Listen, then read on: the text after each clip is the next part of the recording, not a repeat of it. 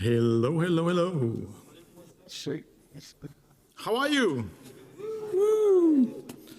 Last session, I tried to motivate you as much as I can, or as best as I can. Just one part. How my slides? Can you put? That's my slide. You need to wait like 5 minutes. It's complicated. Okay.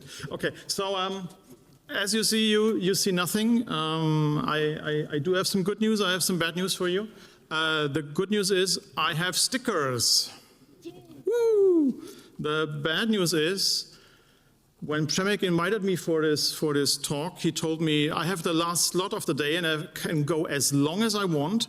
Then earlier this morning I checked the schedule and figured out I have just like 30 minutes. So I made some adjustments and somehow killed the presentation application. So we'll have to fix that together. And either that works or I have a bloody hell of improvisation to do. So we'll figure that out. Anyway, so let's quickly hop in the IDE and we'll see what we can do. This presentation mode. So good thing is this project seems to have a DDEV configuration, so we might be good on track, but we'll figure out what to do in the README file. Let's open that quickly.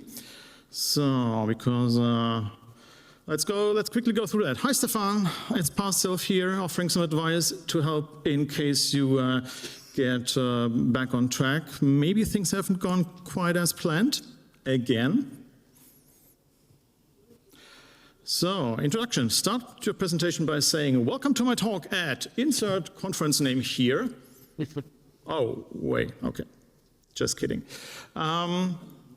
So let's figure out, do we have DDEV installed? Let's check. That is as simple as running DDEV.version. Okay, cool, perfect. That's at least one thing that has worked. Then 4 steps to follow along to get this thing up and running. We call DDEV start. Let's see what happens here. I have no Wi-Fi, so maybe that could turn out bad. We'll figure that out in a second. So quick show of hands. Who of you is into Docker? Okay. Who uses Docker in production? Okay, a few. For local development? Okay. Who likes using Docker in local development mode? Okay, probably, okay, a few of you, okay. Then maybe I have something for you, if that works out. So let's wait a minute. Okay, looking good, looking good.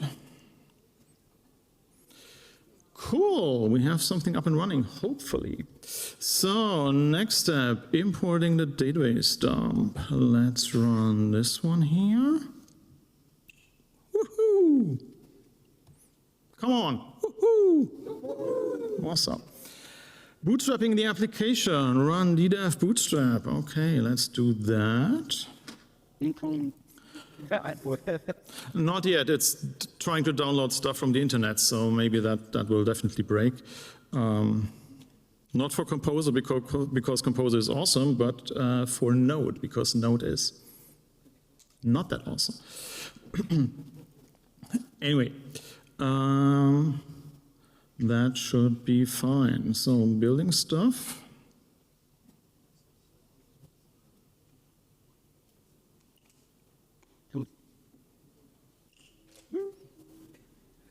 Not really. Does anyone of you know a joke that I can tell? Okay. Okay, cool. PHP slow. You say PHP is slow? They say. They say, okay, okay. Apparently, yes. Anyway, we are technically up and ready. So final step, open the application in our browser. And if that worked out, we should see something. Is that awesome? So thank you for coming to my talk. This is how easy it is to use DDEV. Luckily, I'm a very good speaker, so I have prepared some extra slides in case this thing would go a lot faster than I expected it. Welcome to this session. If you're wondering who I am, hi, I'm Stephan. If I'm not on these stages like here and making fun of myself just for you, I work at my company called bitExpert. We are doing building web and mobile applications for our clients, mostly with PHP and related technologies, and having a lot of fun. And since I've still some spare time left, I organize not one but two PHP meetups, the one in Frankfurt and the one in Mannheim. So if you happen to be close, feel free to drop by. Well, let's talk about DDEV. So who of you has heard of DDEV before? Okay, who is using DDEV? Almost no one, that's awesome. Then definitely learned something in this talk. So DDEV was created roughly 9 or 10 years ago, I'd say, by a person called Randy Fay, a fabulous, famous Drupal developer, because they figured out, okay, we need Docker, and how do we get to run Docker or Drupal in Docker in a good way? And that's how DDEV came to life. In the very first years, mostly focused on the Drupal space, but in the recent years, you can basically run anything with it. And by anything, I really literally mean anything that exposes some HTTP web service. The cool thing about DDEV is it's an open source project. B, they have their own DDEV Foundation where they try to fund developers participating in DDEV. They also do regular contributor trainings just to get new people on board, even though Randy is still like, I guess, the one doing the most of the work, or at least pushing things forward by quite a bit. First time I learned about DDEV is probably 6 or 7 years ago at some conference or some event. And in the early days, I thought, well, I mean, I know Docker quite well. I'm totally used to that. So I felt like, okay, that's an abstraction layer on top of it. So why do I need it? I totally didn't realize that it's much more than that, and especially useful for people that really have zero or at least almost zero Docker skills or don't want to mess with Docker on a daily basis. So it really helps you to create environments in a very short amount of time. You can run multiple projects at the same time on your machine. It also has some support for triggering deployments to certain cloud providers, Platform SH, Upsun, and stuff like that. So you can use that as well. But you don't have to, obviously. So, first of all, we have seen that before. How do we install DDEV? Well, as every good new tool on the internet, you just download some random bash file and just execute it on your local machine, because that's how things work these days. If you're a bit worried, no worries. You can hop on the GitHub organization of DDEV and download the operating system specific packages there if you're really such a security nerd. Once you've installed it, you can execute DDEV and check the version number. Hi. Which will then output that, and you know that it's working then out of the box. Cool. Now, how do we get started? How do we activate or enable DDEV for our project? Totally simple. We just run DDEV config command. It will ask us a bunch of questions. It will create a config file for us in the next step. So the first question is, what's the project name? And by default, it will pick the, where's my pointer? Damn it. Okay, I'll use the mouse. It will pick the directory you're in as the default project name, but you can totally change that if you want to. The project name is then used as a subdomain here for the DDEV site domain to run the application. And then it asks you where is the doc root located. Usually it's some public folder or whatnot. You can totally customize that. And if it's not there, it will create it. If it's there, it will do nothing, obviously. And then it will ask you a very important question, like what kind of project are we working with? And you can see from the list there are tons of Drupal versions, so you can clearly see that it's very much focused on Drupal. But it also supports Symfony, it supports Shopware, it supports Typo 3, Magento. Sorry. It supports WordPress. And that has a few implications of how things are set up that we'll see in a minute or two.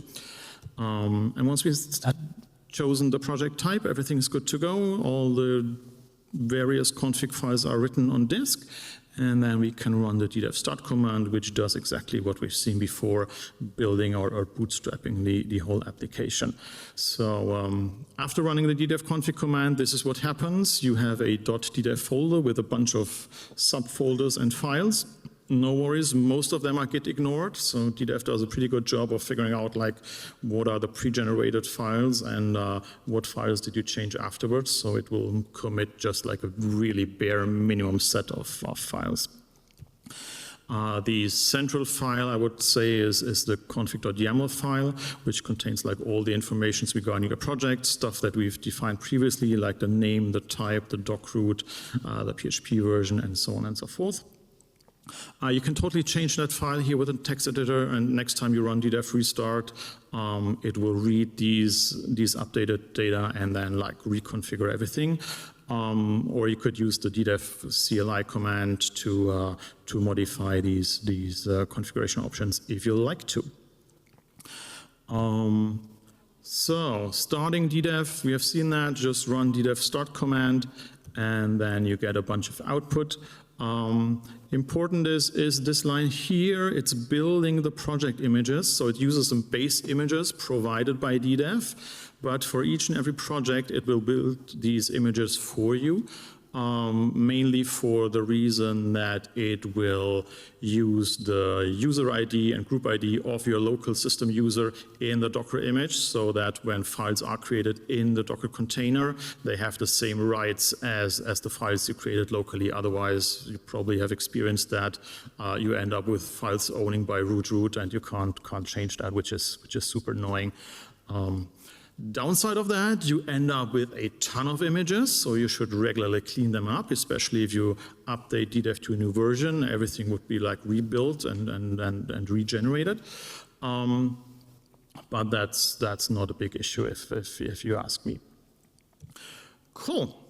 And then, as we've seen before, there's this magic DDEV launch command, which will open your browser, and this comes really handy because, like in the early days, I was really, when I set up a project, it was like, I need to pick a domain and it needs to be good, and everybody on my team needs to have the same domain because domains are awesome. And these days it's just type in DDEV launch and I don't give a damn. So what happens, as we've seen, it just opens the browser and then you can work with it. Cool. But there's more. So DDEV comes with a ton of commands, built-in commands, as well as custom commands that you can develop.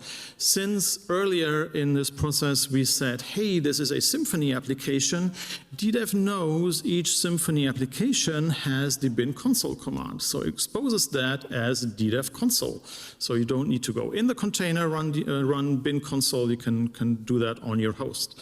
And that just invokes the Symfony CLI as we all know. And that's pretty cool, and that's pretty handy. But as I just said, you can also write your custom commands, and we have seen that with the Bootstrap one. You can write commands that are specific for a container, like in this case, the Bootstrap command is running in our web container. Could also run in our database container if you want to.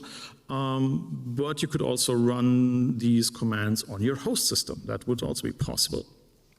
And then you can do a bunch of stuff. Like in this case, we'll run the Composer install because we want all the Composer packages, run the asset installation stuff, install our yarn dependencies, run the build process there as well, and also run the doctrine migrations. So typically basic stuff that you would do. And if you wouldn't have it here in a script, you would at least need it in your README, right? So the cool thing about this is whenever things change, I change the Bootstrap file and the README stays the same. So I don't have to constantly check if my README actually reflects what my code does or vice versa. That's pretty neat. And there's a convention with all these commands. It's this line that we can see over here with the two hash signs. So DDEV will use whatever you put in here and then show if you list all the commands that it knows. So if I would write DDEV -help, it would show me there is a Bootstrap command and the description would be Bootstrap Sylius project. Also pretty neat and pretty handy. What I also like about DDEV is that you can invoke the DDEV command anywhere in your project, and you don't need to worry about which path and whatnot. So let's assume I'm in the var log folder. I just skim through the through the logs because I needed to figure out something is wrong, and then I realized, damn it, I need to clean the cache and rebuild it again. Depending on your Docker setup, you may need, let's say, traditional Docker setup, you may need to be in the root of your project to run these commands. Otherwise, these relative paths will not resolve properly. With DDEV, you don't care. It just doesn't really matter in which directory you are in. You just write DDEV console cache warm, and then it will work because it will figure out actually whatever is in DDEV-demo is a DDEV project, and we'll use that as our root for the application. So that's it's one of those many handy things that DDEV helps you with. I think you rarely need to do that, but sometimes you need to connect to the container and figure out if things are working. If you do that in a traditional Docker environment, you write docker exec -it and then the Docker image, Docker container ID or whatnot. You don't need to worry about that. That's all the magic that DDEV is doing for you. So by default, if you use the exec command, it will also execute in the web container because that's most likely where you want to end up. And you don't need to care about Docker container IDs or container names or whatnot. So it's just like very simple command. If you want to connect to a specific service, like in this case the database, you'll pass the -s parameter and then the container name or the identifier, and then you'll end up in the database container as well. Also pretty handy, pretty neat. And the same applies for logs. So DDEV logs-f is showing you all the logs of what's happening on your system, or like of the containers that are run.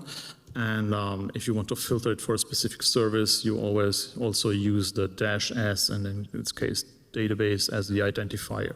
And that will figure out like which logs to show you. Also pretty cool. Speaking of databases, super easy, super handy to export and import database dumps. There is an export DB command and an import DB command. I guess you can all figure out like what does what. Just pass in the file and it will get dumped and get loaded on the other way around. And the pretty cool thing about this is it doesn't really care like which database is configured. Like out of the box, it uses MariaDB or MySQL, but you can also configure Postgres. This command will figure out, hey, it's a Postgres database. I need to use this specific command for Postgres to dump it or to load it, versus I need to use this other command for MySQL-ish databases. I usually don't like too much abstractions, but this is one thing that I really like because you don't have to think. And I really like not to think, sort of. Anyway, same for importing database dump, passing the -f parameter and pointing it to the right file, and that will then import the database as well. Cool. And to show you that we have a real database up and running, I thought let's have some fun with some Sylius UX components or Symfony UX components. So you can see that when I type in here, yoo-hoo! Now I know what you're thinking. I know what you're thinking. This could be fake, right? That's what you're thinking? Yeah, exactly. Yeah, I see you, Victor. I see you, Victor. No worries, no worries. We can just quickly hop in the IDE and figure out if we can get in the database view. Where the heck do I do that? Is that the main menu? No. It's on how to pose. Probably. Where the heck? You're running to the here.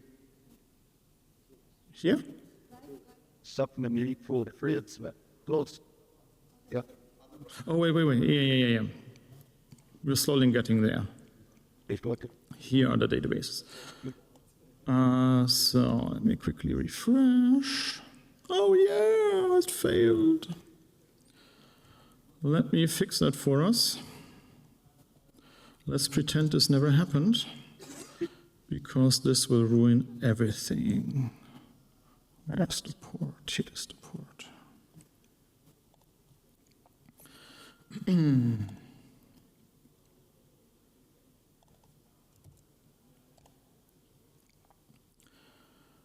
So we should have a DDEV demo database, and that will show you all the data. And obviously we can change that here because I know you don't trust me.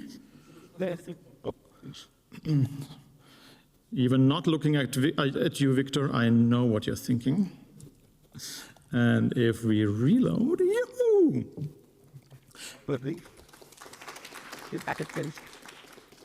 Let's not go too crazy, right? Now the cool thing is, since we said, hey DDEV, this is a Symfony project, DDEV knows Symfony uses .env files to configure everything, and it created this lovely .env.local file with the database credentials, the credentials for the Mailpit mail service, stuff like that. Redis I have installed here as well. So you don't need to care. You can totally do that yourself. If you say, hey, this is a generic or a PHP project, then it's your problem or duty, depending how you feel. But if you say, hey, this is a Symfony project, then everything works out of the box. Okay, cool. Now, I know what you're saying. This is cool. This is like, okay, it's a relational database. But what about like NoSQL? And you say NoSQL, and I say no problem. That joke sounded a lot better in my head when I had the idea. Now, I said in the beginning, DDEV comes with MySQL and Postgres as a database, and that's true. But you can extend it with certain add-ons, and there are like tons of those. For example, a Redis add-on. There are add-ons for Varnish, for OpenSearch, for Elastic, for tons of things. Most of them, or a lot of them, are maintained by the DDEV maintainers themselves, but there are also like community-related add-ons that can be added to an add-on registry, and then DDEV can automatically install them by using this DDEV add-on get command. So you just pass the identifier, it will figure out like which GitHub repo that is, and then download the repo and the files, and then create some files locally, like in this case a Docker Compose Redis YAML, the Redis configuration, and some commands for the host and the Redis container. And all you need to do now is run DDEV restart, and it will download the Redis container, spin everything up, and everything works beautifully. And you can easily build your own add-ons, like I did it recently for the best merchandising solution on the planet, for Galley, because we were using it in multiple projects, and it totally makes sense to have that as an add-on. So it's basically just like, I think it's a YAML file that you need to create with some build steps basically, and then you say, hey, these files should be copied here, or I want to copy or create these files here, and with that input, stuff like that. Plus it supports dependencies, like I could say, like, I know Galley depends on Elastic, and I know Galley depends on Redis and Varnish, so I can define them as dependencies, and those add-ons will then also be installed before then my add-on gets installed. So pretty neat, pretty cool solution. Now, up to this point, I would say that's not too bad, right? That's pretty cool. Isn't it impressive? Yeah, okay, I see. Okay, I'm not sure if it's not impressive or it's too late. Either way, to completely blow your minds, I want to show you in a minute something really cool. So once we've restarted the container, I have this Redis CLI command. I can connect to Redis. I can run some queries and whatnot. So that's neat. What made me really pick or like DDEV is basically this. So if you're using PHP Storm, there is a DDEV integration plugin built by a good friend of mine that does a few handy things. On the one hand, it will reload the DDEV configuration and then update the PHP Storm configuration for your project. So what obviously just did not work, that it would refresh actually the database configuration over here once it detects that something changed. So I don't have to create this.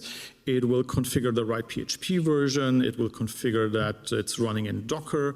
It will configure your PHP unit testing environment so that it also knows it's running in Docker. So a few things that it does completely automatically.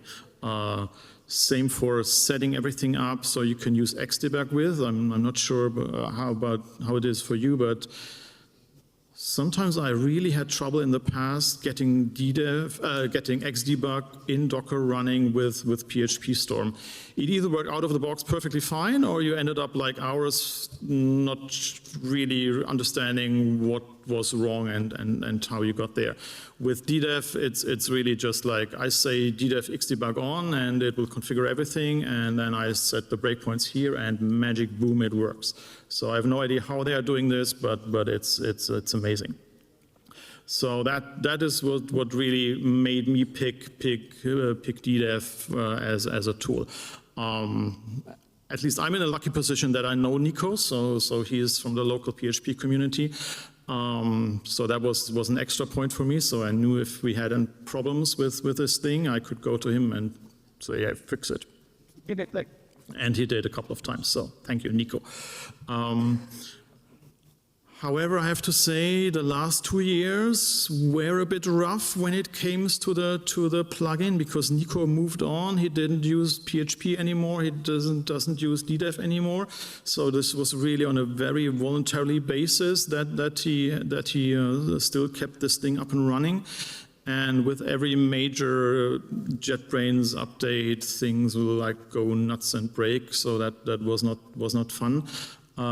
Earlier this year, the DDEV organization took over the plugin and now maintains it. I think there's a guy from Austria who does it.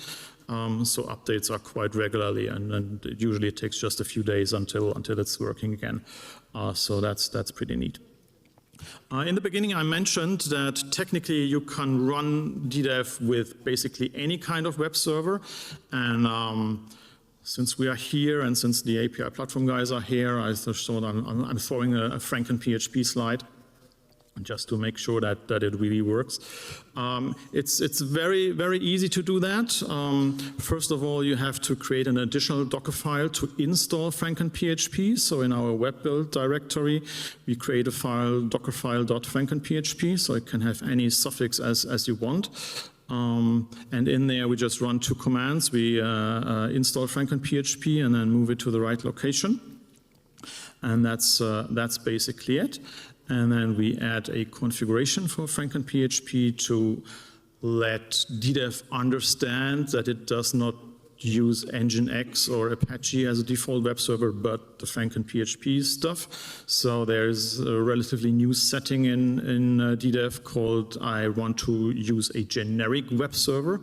And that's why I said, regardless of whatever web server or application you run, as long as it exposes an HTTP endpoint, you can totally run it.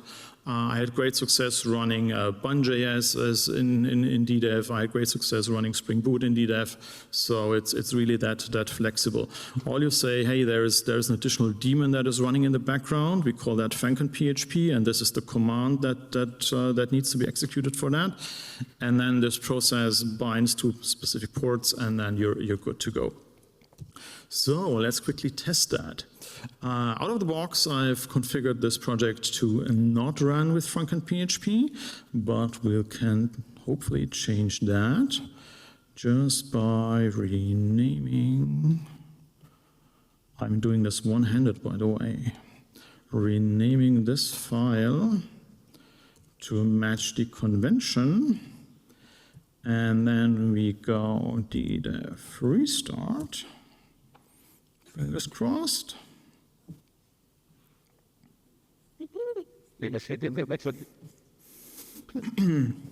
It's Docker, it just takes ages. I mean, that's the downside. But that's not DDEV's fault, that's Docker's fault.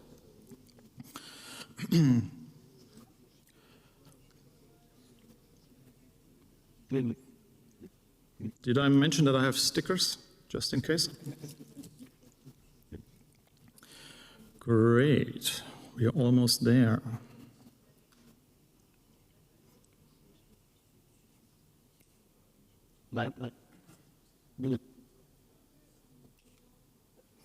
Yeah, now see starting extra web daemons, so we know that it is working. And then in a second, I can probably reload. Now watch the magic. Yay! That is crazy. Cool. And then I thought, well, we are at the Sylius convention. I probably should mention something Sylius related. And Mikolai mentioned this earlier this morning in his opening address. There's this thing called the Symfony test application that they've released, a separate package. And I was wondering, can I somehow combine that? So in my Sylius plugin, can I quickly spin up a DDEV instance and run the test application with? And I guess you can imagine where this thing is going. Yes, it's possible. It's actually very easy possible. So all you need to do in your DDEV configuration is point it to this doc root, so the part of the Sylius of the test application package, and create an .env file in the test application directory. Just make sure that you point it to the right database. So obviously DDEV doesn't know about this, so you have to do that yourself, but that's not a big issue. And then last not least, we override the default console command because we can't use bin console because that doesn't exist in my plugin. It has to be vendor bin console, and then the magic is working and everything is running fine. So that's 3 simple steps to get it up and running. Now, seeing people coming in, I guess I have to slowly come to an end.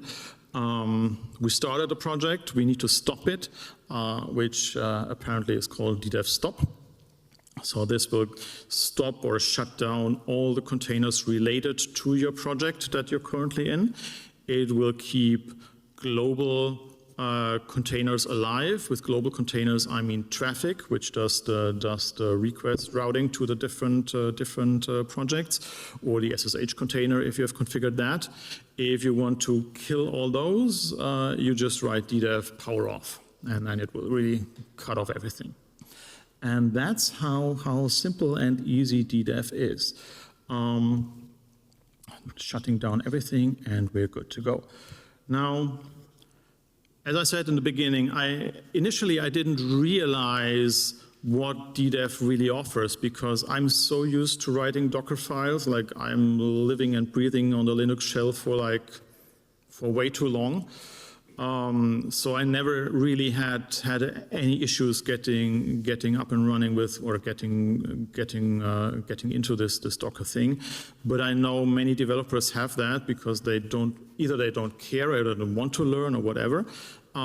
Still, Docker is useful also on a local development machine. So I recently changed my point of view, and for me, DDEV is really like developer experience extension for Docker, making it really easy for you to get used to it without getting too much or too deep into Docker if you really want to.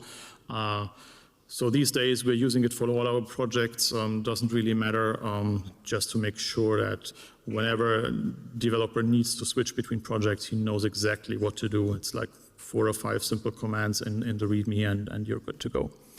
So, having said that, thanks a lot for attending this session. I hope I could inspire you to try DDEV. And in case I haven't mentioned it enough, I have some stickers here. Exactly, Estelle, exactly. I see you. Are there any questions? Yep. Yes, sir. I have a question regarding it's found the job at problem for it works my computer. With the setup, is it fairly different from normally seen a standard application? And I use myself because then I grew up in the software the two dollars stuff that when I was wondering how